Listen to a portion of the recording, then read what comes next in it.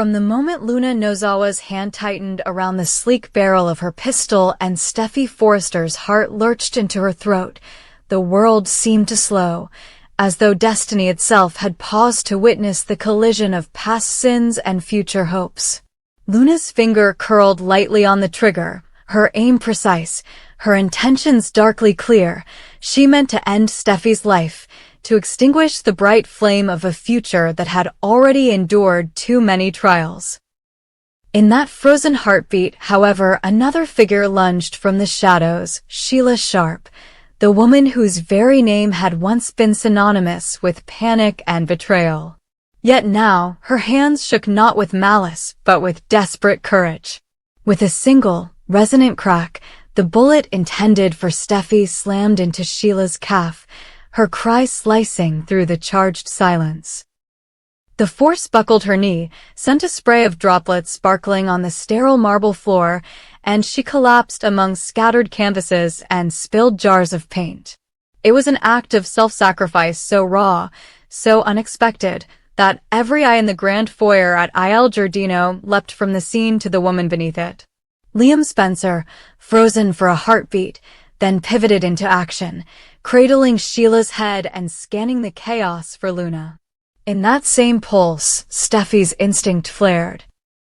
She lunged at the gunman, throwing herself toward the weapon, but it was Liam's steady aim, honed by years of protecting those he loved, that sent Luna's shot ricocheting harmlessly into the tapestry behind her. Sometimes a single moment rewrites every assumption we've ever made. For years, Sheila Sharp had been cast as the villain in Finn's life, a whisper in the dark, a ghost from his youth who traded on secrets and manipulation.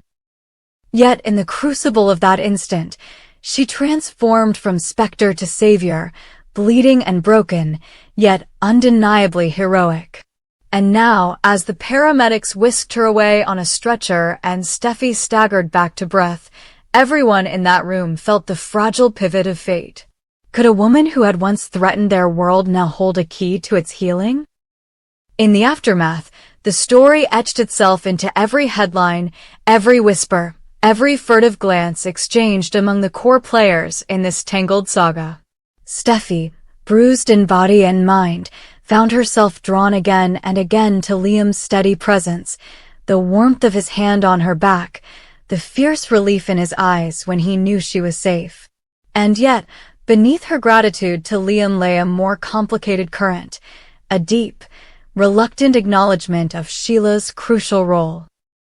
It was Sheila who had placed her own flesh and bone between Steffy and the barrel of death, who had vaulted into the path of a bullet without a second thought for her own salvation. If Sheila had not appeared at that precise moment, if she had hesitated, or if the bullet had glanced a fraction of an inch higher, Steffy would be gone. The question that now stirred in Steffy's heart was whether such a sacrifice merited more than mere gratitude.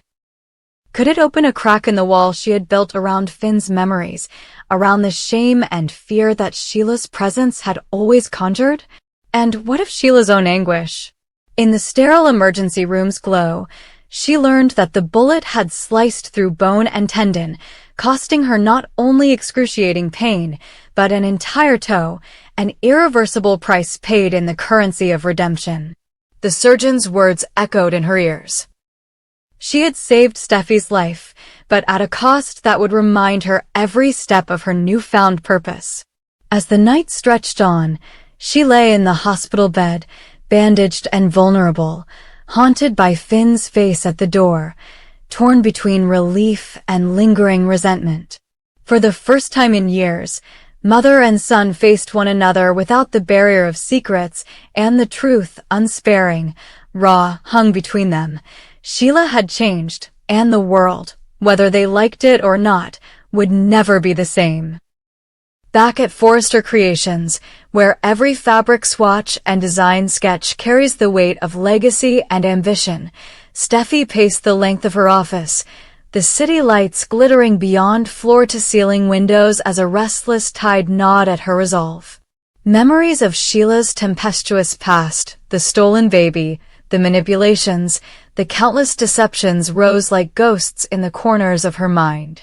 Yet alongside them, the image of Sheila's sacrifice shone with austere brightness. The way she had hurled herself into harm's way, the way her face contorted with exertion as she pushed the gun aside, the way her body had crumpled onto the cold marble. It was impossible to forget, impossible to deny that Sheila had saved her life. If heroic acts could atone for transgressions, then Sheila's blood on the floor might warrant more than cautious forgiveness. It might demand a reckoning of the heart. Steffy closed her eyes, recalling the soft voice she had heard in the hospital corridor when Finn finally admitted the depth of his relief, the vulnerability in his gratitude. Sheila did what she had to do, he had said, reaching for his mother's hand as though it were a lifeline. She risked everything for my wife. Those words lingered now, and Steffy realized that her decision would reverberate far beyond her own conscience. If she allowed Sheila a place in Finn's life, even a small one.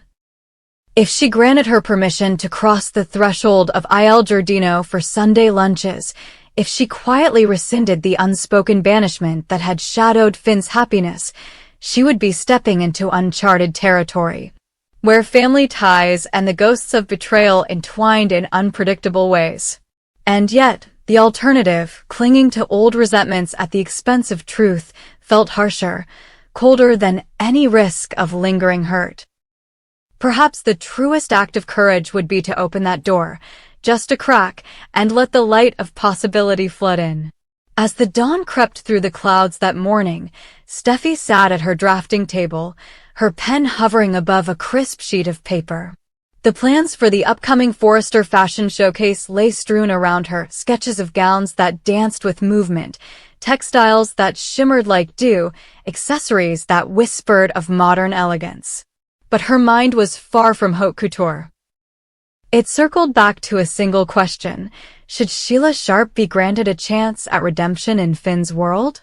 The more Steffy weighed the options, the more she saw that this decision was not about sentimental gestures, but about the future they would build together.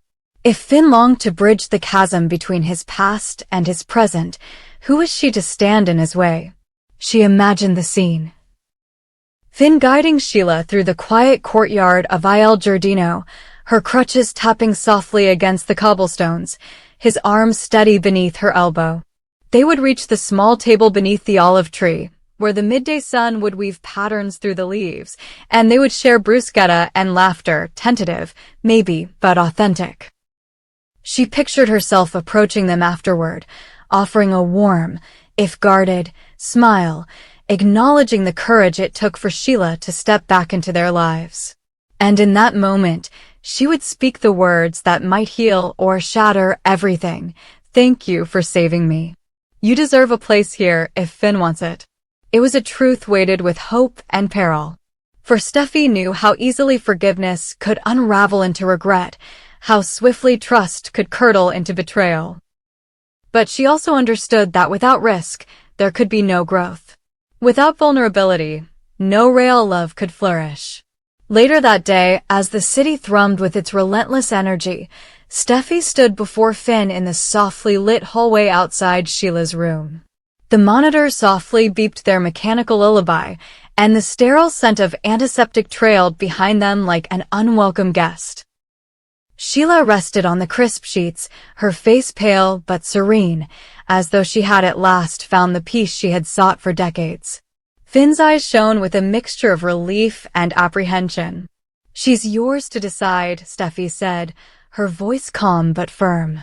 She could feel her heartbeat in her throat, a steady drum that matched the echo of her own convictions. "Sheila sacrificed everything to protect me. I won't stand in the way of you spending time with your mother. That's your choice." In the hush that followed, Finn reached for Steffy's hand, his fingers closing around hers like a promise. Behind them, Sheila opened her eyes, a faint smile curving her lips, as though she sensed that at long last, the door she had fought so hard to push open was finally swinging wide. And in that charged moment, the future stretched before them, uncertain, fragile, but illuminated by the fierce light of a mother's love and a wife's daring grace. Whatever storms lay ahead, they would face them together, bound by gratitude, forgiveness, and a hard-won belief that even the darkest past can yield to the brightest hope. Liam Spencer's life has become a relentless battleground, each breath a testament to his fierce will to survive as he emerges from the sterile haze of the operating room, his body sliced open, his spirit teetering on the razor's edge between hope and despair. Dollar Bill's son may have finally been wheeled out of surgery, but the victory feels hollow, his pale face still ghostly beneath the fluorescent lights, his limbs weighted with the threat of paralysis, the silent promise of a wheelchair lurking in every shadow.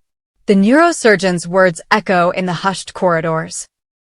The brain tumor he's been fighting is more aggressive than any of them dared admit, an insidious mass that has already gnawed away at the edges of his mobility and threatens to consume what remains of his independence. For Liam Spencer, this is not just another chapter of misfortune in a life marked by dramatic twists, it is the crucible in which his very identity will be reforged or shattered. As he regains consciousness, a thin veil of sedation lifting like morning fog, the realization settles in with crushing clarity. His immune system, ravaged by chemotherapy and infection, may not rally. His body, still reeling from the bullet that almost claimed his life, may never respond to his commands, and the tumor, nestled within the delicate folds of his brain, may have already stolen his ability to walk. Rumors buzzing through soap forums and whispered in the hushed lounges of Il Giardino suggest that when Liam opens his eyes, the first sensation will not be relief or triumph, but a jarring absence of feeling, a void where movement once blossomed at his command. The fear that has haunted him since the gunshot, a bullet fired in the chaos that nearly ended Steffy Forrester's life and cost Sheila sharp a toe, now returns with a vengeance. This time, it is not death but confinement that looms, an unthinkable cage of flesh and bone. Daytime television writers have long skirted the edges of medical accuracy, their scripts weaving drama from half-truths and vague diagnoses to avoid alienating viewers with dense technicalities. Yet the scenario unfolding for Liam Spencer is far from abstract. As a brain tumor grows, the loss of motor function is commonplace, the slow erasure of autonomy an all-too-real tragedy. In Liam's case, the dual trauma of gunshot wounds and neurosurgery multiplies the stakes, leaving doctors cautious, their prognosis mired in disclaimers about potential paralysis, the need for long-term rehabilitation, and the very real possibility that he may never walk again. Steffy and Hope, the two women whose hearts he has won and lost in turn, stand at the threshold of this crisis with their own battles raging beneath the surface. Steffy, her recent ordeal etched into every tremor of her voice, clings to the hope that Liam will survive unbroken, her fierce love a shield against despair. Hope, determined and compassionate, cannot bear the thought of losing him yet again and has already researched the latest advancements in neurorehabilitation, her mind a whirlwind of exercises, therapies, and trials that might bring him back from the brink. Both women have replaced their rivalry with a shared terror, yet as Liam's fragile frame is transferred to the ICU bed, the old tensions resurface. Who will be the one by his side when he awakens? Who will push his wheelchair should he need one? The hospital room is a tableau of anxious devotion. Steffy, clad in a crisp white blouse, her hair hastily pulled back, hovers at the head of the bed, her eyes brimming with tears she refuses to shed. Hope, in a soft blue cardigan, sits on the edge of a chair, her hands clasped so tightly her knuckles blanch, her gaze fixed on the monitors that flicker with every heartbeat and breath. Between them stands Liam's father, Bill Spencer, his towering presence a testament to concealed fear, his brusque orders to the nurse betraying the panic he dares not voice. The door opens and Dr. Patel, professional and implacable, steps in with the post-op report. Mr. Spencer, the tumor was partially excised. We removed as much as was safe without compromising critical brain tissue. However, you remain at high risk for postoperative deficits.